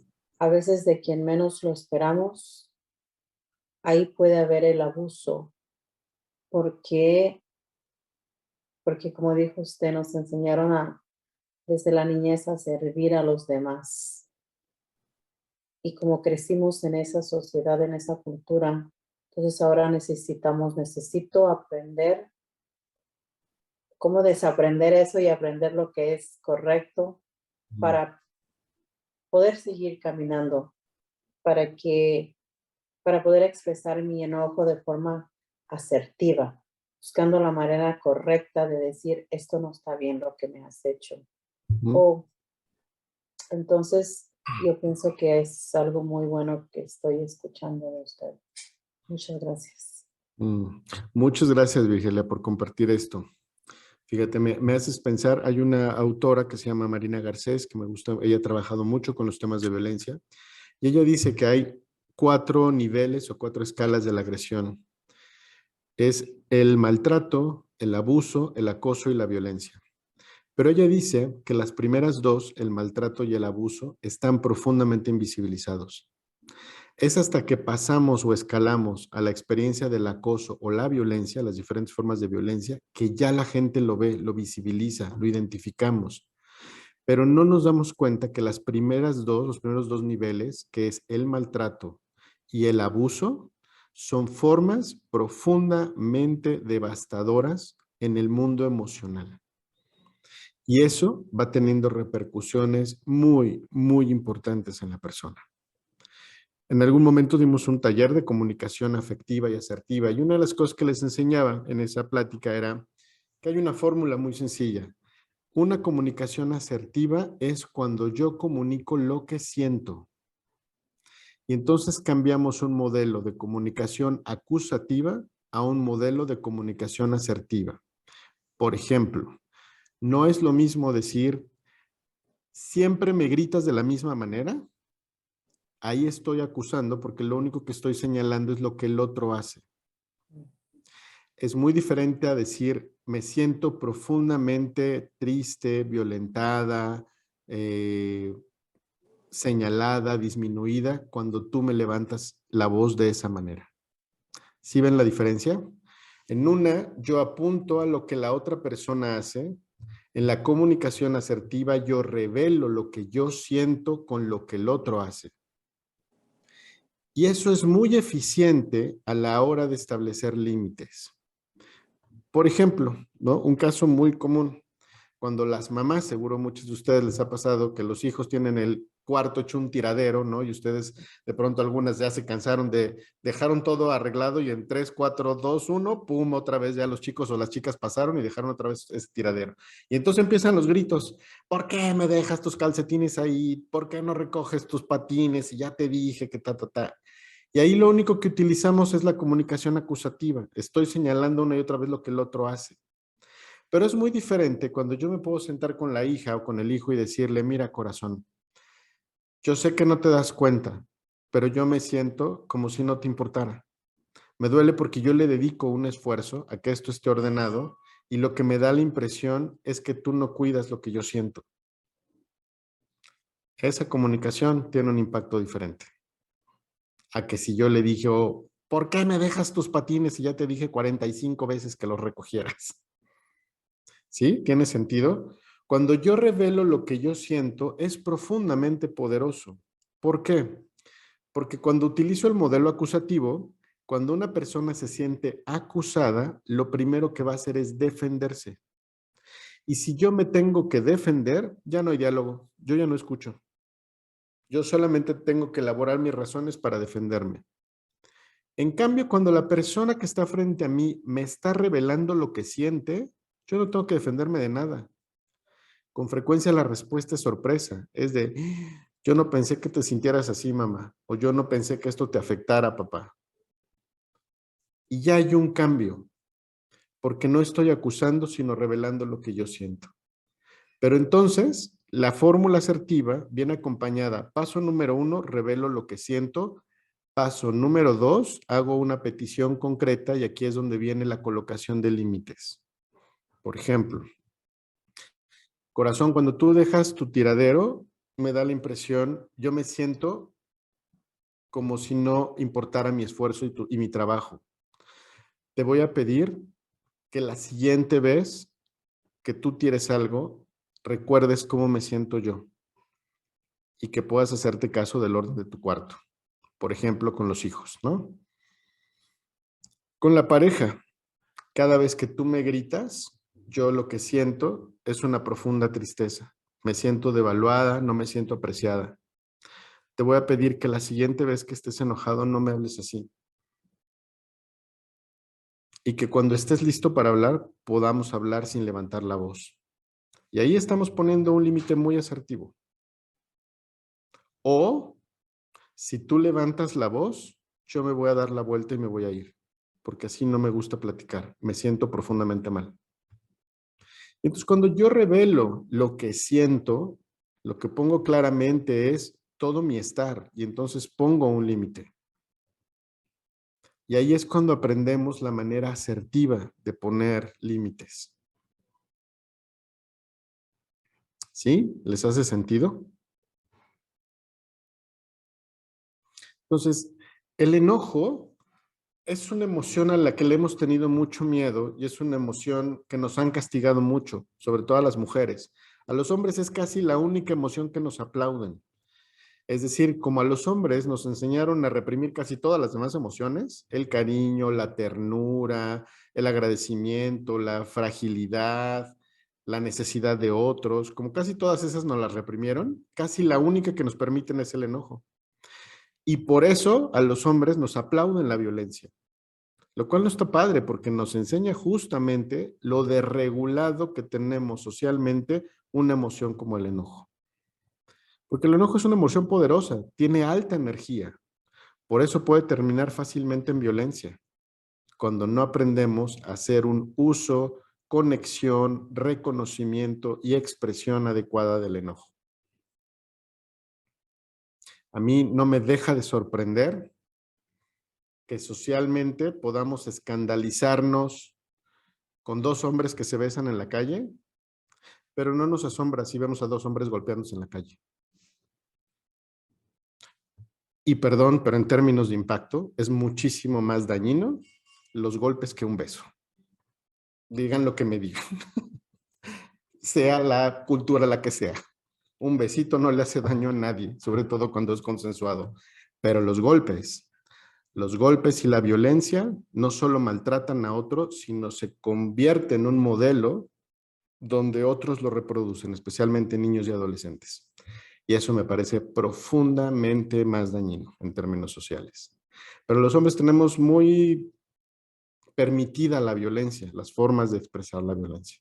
Pero eso es porque no nos enseñaron a manejar responsablemente el enojo.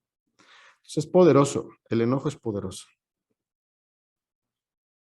Pero es súper importante poder reconocer todas las emociones, porque todas cumplen una función.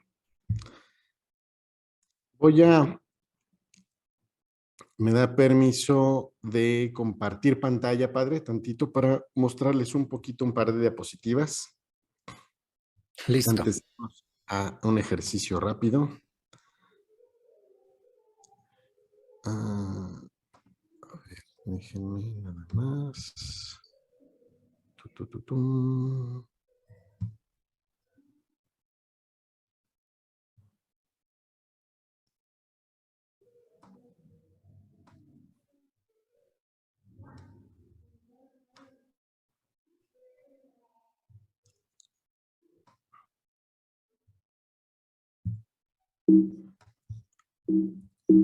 Ah,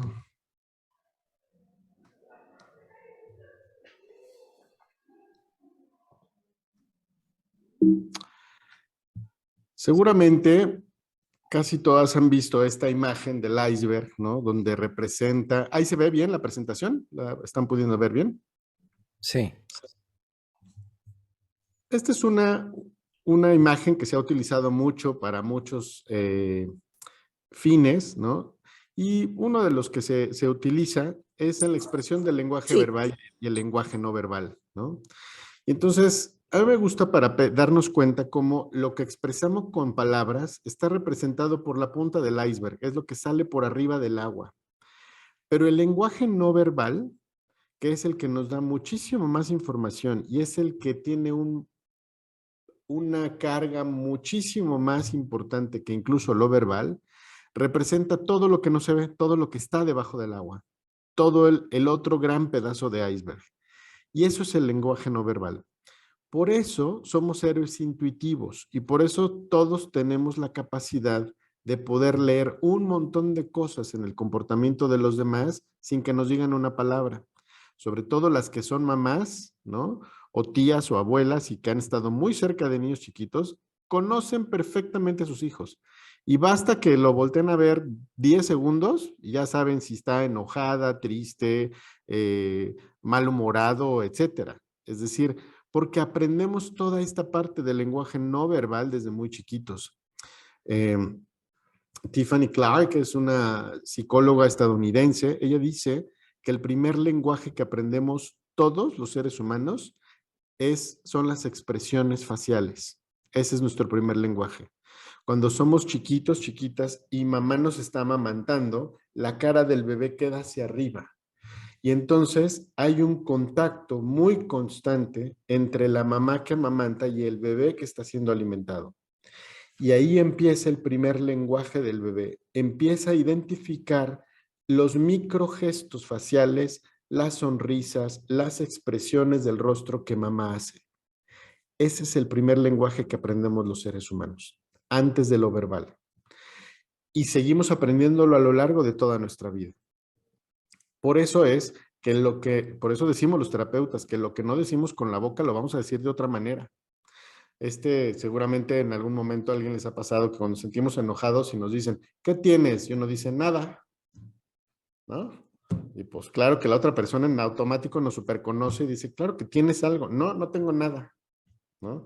Pero basta que levantemos la ceja, basta que cambiemos un tantito el tono de voz, basta que arruguemos tantito la comisura de los labios para hacerle saber al otro que claro que nos está pasando algo.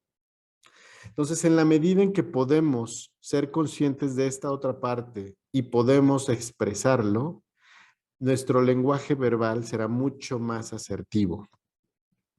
Hemos crecido en una cultura donde nos han enseñado a que mente y corazón, es decir, razonamiento y emociones son dos cosas completamente diferentes y que están además como separadas la una de la otra, ¿no? Como si fueran dos cosas que hay que poner en equilibrio. Y lo que se nos olvida es que no funcionamos así, no funcionamos de manera separada. Somos más bien seres holísticos, que funcionamos, todo está funcionando al mismo tiempo. Es como si pensáramos que mientras el cerebro funciona, el riñón no nos está funcionando. Pues no, todo nuestro organismo funciona al mismo tiempo. Y al mismo tiempo están funcionando nuestros pensamientos, nuestras sensaciones corporales, nuestras emociones, nuestros sentimientos. Estamos operando en todas estas dimensiones al mismo tiempo, todo el tiempo. Pero tenemos profundamente invisibilizado el mundo emocional y en muchos casos el mundo corporal. No hacemos caso de nuestro cuerpo. Y ahí es donde luego vienen procesos de enfermedades porque no atendemos a tiempo. Dejamos de prestar atención a algo tan fundamental como nuestro cuerpo. Como veíamos, ¿no?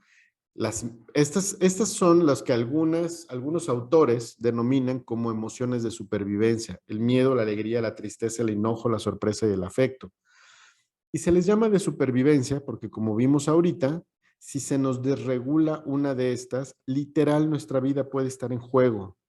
Si dejamos de sentir miedo, literal nos podemos morir, ¿no? O las personas que están todo el tiempo buscando muchísima adrenalina se exponen, y con frecuencia, justamente hace algunos meses veía en estos TikToks que murió una chica que le gustaba escalar y hacer alpinismo. Y entonces se filmaba ella en lugares súper peligrosos, a la orilla de acantilados, de montañas súper altas y sin cuerdas, sin protección ni nada. Y lo que yo pienso es que actitudes como la temeridad, ¿no? Por volverse tan temeraria, lo que hace es que desregula el miedo. Y entonces el miedo dejó de cumplir su función. Y cuando dejó de sentir miedo por las alturas, por los lugares resbaladizos, etcétera, se cayó y se mató, ¿no? Cayó de un acantilado, tardaron casi 20 horas en rescatar el cuerpo porque se fue a un acantilado como 200 metros hacia abajo. Eso es lo que nos sucede cuando se desregula una emoción. Puede ser profundamente alteradora. Entonces, vamos a hacer un pequeño ejercicio. Le voy a pedir al padre que sea si nos ayuda a dividirnos en grupo, en pequeños grupos. Claro. ¿Qué tiempo se les va a dar? Vamos a tener unos 10 minutos, nada más. Cada grupo va a recibir 2, 3 o 4 tarjetas y cada tarjeta vienen unas preguntas. La idea es que entre ustedes, en el grupo en el que les toque, puedan compartir, responder esas preguntas, que se las puedan preguntar unas a otras y las respondan. Y en 10 minutos regresamos y la idea es que pues, nos cuenten un poquito qué les pasó, de qué se dieron cuenta, qué se movió, ¿no? ¿Qué les hizo reflexionar las preguntas? ¿Vale? Ok, en cada grupo hay una persona que tiene las preguntas para que por favor las compartan los que las tienen. Entonces, las personas que recibieron las preguntas con las tarjetas, a sus compañeras les van a compartir esas preguntas. Y la idea es que todas en el grupo puedan compartir las preguntas e ir compartiendo sus respuestas. Sé que no va a haber mucho tiempo, así que intenten ser un poco breves para que alcancen todas a pasar con todas las preguntas y podamos después reunirnos aquí para ver un poquito cómo fue este ejercicio emocional. ¿Sale? Entonces nos encontramos en 10 minutitos. Cuéntame un poquito, ¿de qué se dieron cuenta al estar hablando de las emociones? ¿Qué les pasó?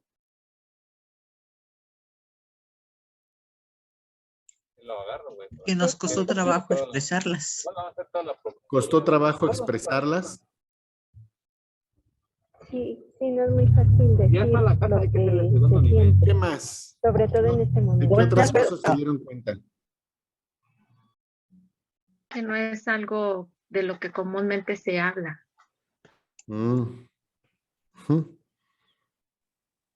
Recordar algo que estaba muy dentro de mí.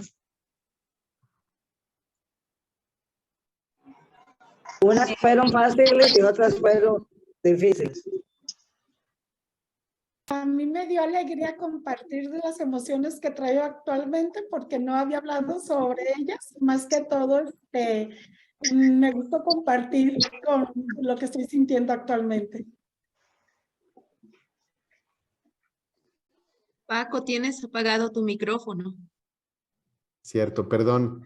Te decía que te veo compartir, Mayela, te veo sonreír, Mayela, y eso me da la impresión de que te gustó haber podido compartir con otras, hablar de tus experiencias emocionales. Sí, Elizabeth. mucho me gustó. Gracias, Francisco. Me encantó sacar lo que traigo ahorita, porque es sorprendente lo que estoy viviendo y me gustó compartirlo rápido también, pero sí, gracias, Francisco. Gracias, Maye. Elizabeth. Sí, igual que Mayela, me di cuenta de qué necesidad tengo yo, o sea, que hay mucha necesidad de exponer las emociones, como uno se ha tenido mucho tiempo, más que como las personas le dicen a uno, incluso a veces las hermanas, no se esté triste, no se enoje, o todo el mundo nos decimos entre sí, ¿verdad? Las personas, y eso es malo porque nos deben dejar, y no sabíamos que tenemos que de compartir nuestras emociones y decir lo que nosotros estamos sintiendo. Entonces me ha gustado bastante, sinceramente, he aprendido mucho. Me encantó esto que dijiste, Elizabeth, ahorita. ¿Cuánta necesidad tenemos de compartir lo que traemos? Eso me parece que es muy valioso, muy, muy profundo. Exacto. ¿Quién más? ¿Quién más nos platica de qué se dio cuenta al compartir algo que le pasaba?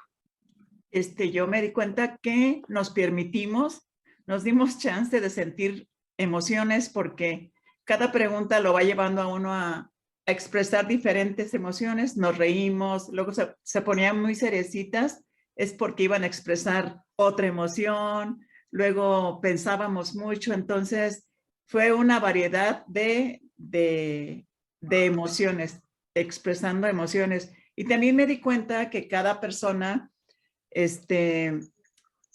responde la pregunta o siente la emoción de acuerdo a su vivencia. No todos, por ejemplo, iba a contestar, bueno, en las preguntas, en una me di cuenta que cada quien expresa su historia, ¿no? Yo digo, ay, no, para mí eso no, pero para la otra sí. Esto me parece súper lindo lo que estás diciendo, Chuche, porque es cuando compartimos, nos damos cuenta también que incluso ante una misma situación o ante una misma pregunta podemos tener diversas posibilidades, diversas experiencias, ¿no? Por ejemplo, en mi grupo, una de las preguntas fue, ¿cuál es la emoción que más te cuesta trabajo expresar? Es interesante que no todos contestamos lo mismo, ¿no? Entonces, eso nos dice de cuán diferentes podemos vivir la experiencia de las emociones y qué tan fácil nos es acercarnos a unas y no tanto a otras, ¿no? Cuando me toca dar talleres con papás de adolescentes, con frecuencia escucho la pregunta de ¿cómo le enseño a mi hijo o a mi hija a hablar de lo que siente? Y esto que hicimos hoy es un gran juego. Jugando. Preguntándoles. ¿Qué te hace sentir incómodo? ¿Cuál fue tu día más feliz de la semana? ¿Cuál fue el momento más triste de este mes? ¿Cómo te sientes en las mañanas cuando amaneces? ¿Cuál es tu sentir cuando te vas en la noche a dormir a la cama? ¿Qué te gusta más de comer? Es decir, preguntando, haciendo preguntas, pudiendo dar el espacio, ¿no? ¿Cuándo te has sentido abrumado? Podemos jugar, por ejemplo, con metáforas. Si la tristeza fuera un animal, ¿qué animal sería? Si la alegría fuera un color, ¿qué color sería la alegría? O el enojo, ¿qué color sería? Si dibujáramos, no sé, el afecto como un monstruo, ¿qué colores le pondríamos a ese monstruo? Si fuera el afecto o el amor. Es decir, lo que hicimos ahorita fue un juego. Y si se dan cuenta, a través de un juego y una o dos preguntas, 3, a lo mejor máximo les alcanzó a algún grupo poder responder, ¿cuántas cosas nos salieron? Este es el ejercicio que debemos cultivar en casa. Preguntarnos. ¿Cómo te sientes hoy? ¿Cuál es la emoción que más te cuesta expresar? ¿Qué te hace sentir incómodo? ¿Qué crees que pasa con las emociones que no expresamos? ¿Cuándo fue la última vez que lloraste? ¿Cuándo fue la última vez que te carcajeaste? ¿Qué te hace sentir insegura, inseguro? Etcétera. Cuando hacemos de estas preguntas no solo un juego, sino nuestro diálogo con nosotros mismas, pero también con los que tenemos en casa, lo que estamos enseñando a los demás y en casa es a cultivar el arte de expresar lo que sentimos. Y cuando hacemos de esto un hábito, sobre todo cuando hay niños, cuando hay adolescentes, hace una diferencia en la etapa adulta, porque se van convirtiendo en mujeres y hombres que aprenden a que no solo es posible, sino es necesario tener a alguien con quien platicar. La amistad se vuelve una de esas formas de amor indispensables en la vida, porque es con quienes podemos compartir nuestro mundo interior. Yo recuerdo que cuando tengo un sobrino que ya es todo un hombre, tiene 26 años, ¿no? Y cuando estaba chiquito, mi cuñada, siempre me recuerdo que a veces me tocaba acompañarla, recogerlo a él a la escuela, ¿no? Y entonces mi cuñada lo primero que le preguntaba era, ¿cómo te sientes ahorita que sales de la escuela? ¿No? Y entonces él a veces inmediatamente decía, ay, me siento triste porque fíjate que fulanito no sé qué. Hoy me siento muy contento porque aprendimos no sé qué. Hoy me siento muy triste porque mi maestra se va a ir y ya no va a regresar. Entonces, cuando a un niño, a una niña chiquitos, les preguntas por su mundo interior, lo van a compartir de manera muy natural. Solo basta que pongamos el espacio, solo basta que hagamos las preguntas.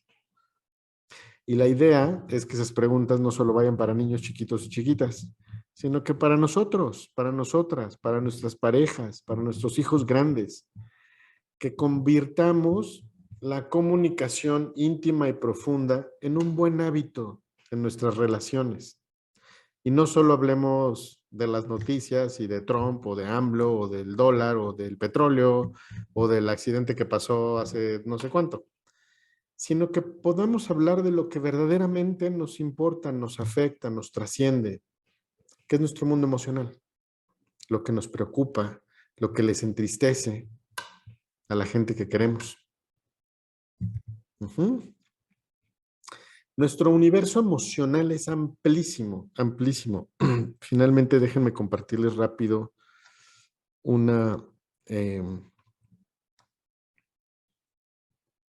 ahí pueden ver la presentación. Sí. Sí. Cada emoción de las que vimos está vinculada a muchas emociones y tenemos un vocabulario a veces muy pobre para poder describir nuestras experiencias. Hay alguien desarrolló algo que se llaman constelaciones emocionales y se le ocurrió, por ejemplo, poner aquí al centro a la ira. ¿Y cuáles son todas las emociones que están vinculadas con la ira? Enemistad, desconfianza, animadversión, encono, rencor, odio, excreción, aborrecimiento, detesto, exasperación, furia, cólera, enfado, rabia. Fíjense, tenemos tantas emociones de las que podemos hablar y vincular y a veces solo nos quedamos con estoy enojado. Y a veces no sé distinguir si estoy enojado o estoy colérico, o si lo que siento es una profunda desconfianza, o si lo que siento es animadversión por esta persona que tengo enfrente. Entonces, poder ampliar nuestro vocabulario emocional nos ayuda a tener una mejor conexión con qué nos pasa en nuestro mundo interior. O con el miedo, por ejemplo, ¿qué otras emociones se vinculan con el miedo? Como el susto, el pavor, el pánico, el horror, el terror, el temor, el espanto, las fobias, la sensación de alarma, sobresalto, sobrecogimiento. Fíjense, hay tantas emociones y experiencias vinculadas con la experiencia emocional del miedo, que la idea es que podamos ir ampliando nuestro vocabulario y nuestra capacidad de identificar y compartir y expresar estas emociones. Con la alegría, creo que aquí no se ven todas, se cortó un poco la diapositiva, pero podemos ver que hay júbilo, placer, gratificación, humor, congratulación, diversión, éxtasis. Entonces, hay muchas emociones que están vinculadas con la emoción central a la alegría. Y así con cada una de estas. Con la tristeza, pues tenemos desencanto, languidez, fastidio, decepción, lástima, etcétera. La idea es que podamos dar cuenta, ir curioseando y decir, a ver, si esto que siento no es exactamente tristeza, a lo mejor puede ser melancolía, a lo mejor puede ser otra expresión emocional y poder identificar cuáles son las diferencias entre estas emociones. Cuando podemos identificar y nombrarlas, nuestro mundo emocional y nuestro vocabulario emocional se amplía. Y la idea es que podamos ampliar nuestra experiencia y nuestro vocabulario emocional, porque eso nos permite entrar en un mejor contacto con nosotros mismos y con los demás. Entonces, la idea es poder ampliar, porque nuestro vocabulario emocional está reducido. La idea es que lo incrementemos, lo ampliemos y que permitamos también que esa amplitud de vocabulario y de experiencias podamos compartirlas en casa. Sobre todo con niños chiquitos y chiquitas y en adolescentes. Por ejemplo, algo que a mí me pasa mucho con adolescentes, ¿no? Siempre que llegan a mi consultorio y les digo, ¿cómo vienes hoy? Y me dicen, bien. Y le digo, no, no se vale decir la palabra bien. Dime cómo vienes, que no sea bien. Y entonces ya los hago reflexionar. Dicen, bueno, vengo contento, vengo animada, vengo... Y entonces ya los obligo, ¿no? O sea, siempre les digo, no se vale la palabra bien ni mal, ¿no? Dime otras cosas, cuéntame de ti, ¿qué estás sintiendo? Ah, pues hoy vengo medio triste. Y entonces yo digo, no te veo cara de triste, triste. Me dice, bueno, no, a lo mejor triste no es, me dice, creo que es decepcionada. Ah, bueno, está. Entonces, cuando hacemos, y por eso al principio veíamos un poquito de rápido, lo vimos, cuáles son las referencias físicas de la emoción, porque toda emoción tiene una respuesta en el cuerpo. Entonces, a veces cuando alguien llega a mi consultorio y me dice, vengo enojadísimo, pero yo veo su cuerpo con los hombros caídos, las manos hacia abajo y con los ojos medio tristes, yo digo, no, este no tiene enojo, este lo que trae es una tristeza profunda, pero no está pudiendo nombrar la tristeza. Entonces cree que está enojado, ¿no? O al revés, hay gente que llega y me dice, me siento súper triste, estoy tristísima. Y a la hora que hacen esto, yo digo, no, el cuerpo está diciendo furia, enojo, coraje, pero no tristeza. Entonces, aprender a leer estas cosas, nombrar, aprender vocabulario emocional, nos ayuda y les ayuda a los que están alrededor de nosotros a ampliar esta experiencia, a poder compartir lo que sentimos. En la medida en que ampliamos nuestra experiencia emocional, mejoramos sin duda alguna todas nuestras relaciones emocionales. Vamos dándole un nombrar a las cosas. Cuéntenme un poquito, ya se nos terminó el tiempo y se nos fue rapidísimo. ¿Cómo se quedan hoy? ¿Qué reflexión final se queda? ¿Alguien que quiera compartir rápido sobre esto de las emociones y la importancia del mundo emocional?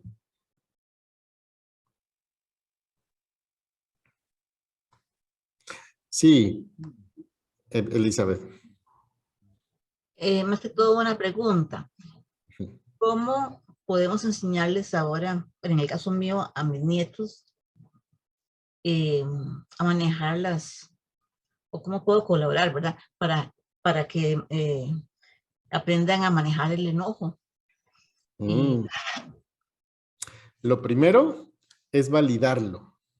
Es decir, algo que yo, cuando me toca entrar, yo no trabajo como terapeuta, no trabajo con niños chiquitos, pero algo que hago en entrenamiento de terapeutas que sí trabajan con niños chiquitos es, lo primero, hay que bajarse al nivel del niño o de la niña. Es decir, si están chiquitos, entonces yo me hinco o me siento en el piso para que sus ojos me queden a mi altura. Eso es lo primero. Después la tomo de las manos y le digo, veo que te sientes muy enojada y muy enojado y me gustaría entender por qué te sientes enojada. Y entonces empiezan, es que me quitó mi carro y no me dejó jugar con su muñeca, tarará. Y entonces utilizamos una técnica que se llama parafraseo, es decir, le decimos al niño o a la niña lo mismo que nos acaba de decir. Entonces te enojaste porque no te dejó jugar con tu muñeca. Sí, no me dejó jugar con... yo creo que yo también, si estuviera en tu lugar, también me sentiría enojada y posiblemente triste. ¿Qué quisieras? ¿Te puedo dar un abrazo? Y entonces, cuando le preguntamos esto a un niño o a una niña, uno, no reprimimos su enojo, no lo castigamos ni lo hacemos sentir mal por el enojo, todo lo contrario, le preguntamos por qué está enojada o enojado, validamos su enojo y después le preguntamos si hay algo que podamos hacer por él o por ella. Por ejemplo, ¿puedo jugar contigo? o yo te puedo prestar una pelota. Es decir, algo que le haga saber al niño o a la niña que haber puesto su enojo valió la pena, porque obtuvo una respuesta y hay alguien que está viendo su enojo y que lo está intentando transformar. Esa es una técnica que funciona mucho con los niños, sobre todo, niños y niñas chiquitos. Ponerse a su nivel, verlo a los ojos, tomarlo de las manos, preguntarle por qué se enojó, validarlo, parafrasear lo mismo que nos dijo y después ofrecerle algo diferente de manera cariñosa. Y ¿Sí? digamos, si ya son más grandecitos, para evitar que se vayan a los golpes, digamos, como me decía una chiquita mía, es que me empujó, entonces yo la empujé. ¿Cómo le enseñamos? Ahí tenemos que enseñar técnicas asertivas. Y lo primero es, cuando alguien te empuja, ¿cómo te sientes? Y entonces que haga conciencia de cómo se siente cuando alguien le empuja. Y entonces que aprenda a voltear y decirle, cuando tú me empujas yo me siento así, no me vuelvas a empujar. Y entonces le enseñamos a poner límites. Porque cuando se voltea y pega, ese golpe puede ser sustituido por un voltear y decir, no me vuelvas a pegar porque me duele o porque me siento mal. Puede ser puesto con palabras y eso es lo que necesitamos enseñarles, que hay maneras de, con firmeza, con claridad, con contundencia, pero sin golpear y pueden poner claridad, un límite. Claudia.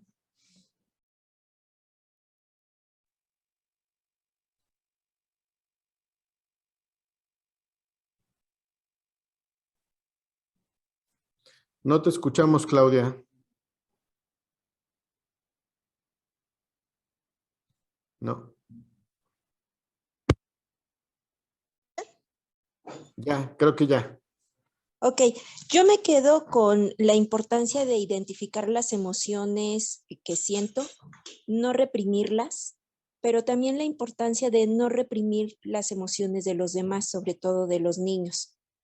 Porque muchas veces nos dicen, es que me siento cansado, me siento con sueño, sin ganas de hacer nada, y en vez de preguntar cómo te sientes, empezamos a tómate las vitaminas, ya te dije que te duermas temprano, ya te dije que hagas esto, ya te dije, pero ahora entiendo que muchas veces esos síntomas de nuestro cuerpo nos está reflejando también la emoción que tenemos y que sobre todo emoción reprimida y que las emociones reprimidas creo que ahora entiendo que enferman. Pueden y es enfermar. importante.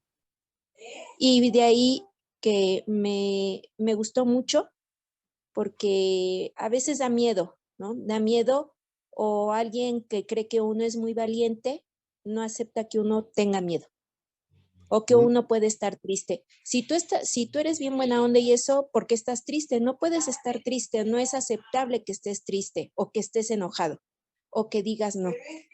Pero hay que ir educando también en ese... Creo que hay que ir educando también en ese sistema de detectar las emociones que uno siente. Recordar que las emociones no son buenas ni malas. Todas son y todas cumplen una función. Y que en la medida en que escuchemos lo que las emociones nos dicen, enseñamos. Gracias, Claudia. Gracias.